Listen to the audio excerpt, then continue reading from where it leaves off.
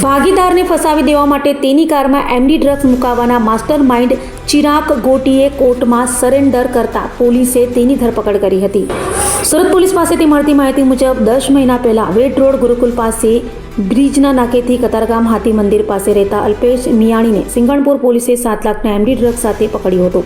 Police તપાસમાં અલ્પેશને ફસાવવામાં આવ્યો હોવાની સાથે આ સમગ્ર ડ્રગ્સનું પ્લાન તેના જ ભાગીદાર ચિરાગ ગોટી, તેના ભાઈ નિરાંત અને પિતા ઘનશ્યામ ગોટીએ કર્યું હોવાના પુરાવા પણ પોલીસને મળ્યા હતા.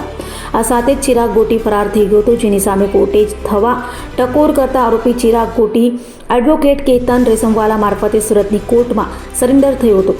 કોર્ટે તેનો કબજો પોલીસને સોંપ્યો હતો. તો આ અંગે એસીપી ZR દેસાઈએ જણાવ્યું હતું કે તપાસ કરતા સામે આવ્યું કે ચિરાગ ગોટીએ ડ્રગ્સ મંગાવ્યું હતું અને તેના ભાઈના માધ્યમથી જ્યારે છેલ્લી વખત હિસાબ કરવા અલ્પેશ મિયાણીને ત્યાં ગયા હતા ત્યારે તેની ગાડીમાં ડ્રગ્સ મૂક્યું હતું. પછી ચિરાગે જ પોલીસને અલ્પેશ મિયાણીની ગાડીમાં ડ્રગ્સ હોવાની માહિતી આપી હતી, જે બાદ પોલીસે અલ્પેશ મિયાણીની ધરપકડ કરી હતી. પરંતુ બાદમાં તપાસ કરતાં જાણવા મળ્યું હતું કે આ ડ્રગ્સ ચિરાગ ગોટીએ જ મંગાવ્યું હતું અને તેણે ષડયંત્ર રચીને અલ્પેશ મિયાણીને ફસાવ્યો હતો.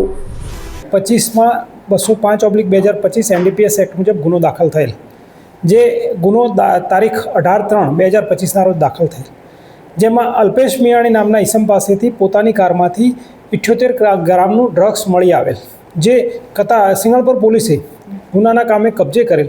ત્યારબાદ તેની વધુ તપાસ કરતાં આ ક્વોન્ટિટી ક્યાંથી આવી અને કેવી રીતે આવી, તે અલ્પેશ ક્યાંથી લાવ્યો તે બાબતે તપાસ ચોક બજાર PIને સોંપાયેલી.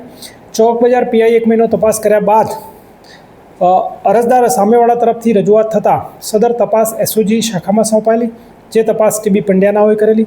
અને આ ડ્રગ્સ ક્યાંથી આવેલું તે SOGના PI શ્રી TB પંડ્યા સાહેબે ડ્રગ્સ આપનાર વ્યક્તિઓ સમીર બલ્લર અને બીજો સફી નામનો માણસ હતો, જેમણે ડ્રગ્સ સપ્લાય કરેલો, જેમના નિવેદન લીધેલા અને એ નિવેદન જૂની કલમ 164 મુજબ મેજિસ્ટ્રેટ રૂબરૂ પણ લેવડાવેલા, જેમાં હકીકત બહાર આવેલ કે આ ડ્રગ્સ ખુદ ચિરાગ ગોટીએ મગાવેલ હતું, જે સમીરે આપેલું હતું.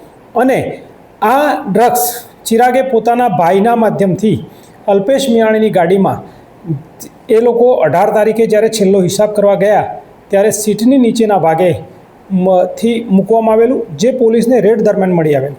અને આ બાતમી હકીકત આજ મુખ્ય આરોપી ચિરાગ ગોટીએ સિંગણપુર PI શ્રી YP ગોહિલ સાહેબને આપેલી હતી. અને YP ગોહિલ સાહેબની બાતમી આધારે વાહન ચેકિંગમાં રેડ થયેલ અને રેડ દરમિયાન તેણે બતાવેલ જગ્યાએથી NDPS મળી આવેલ, જેના ભાગરૂપે તેના નાના ભાઈની અગાઉ ધરપકડ કરવામાં આવી હતી.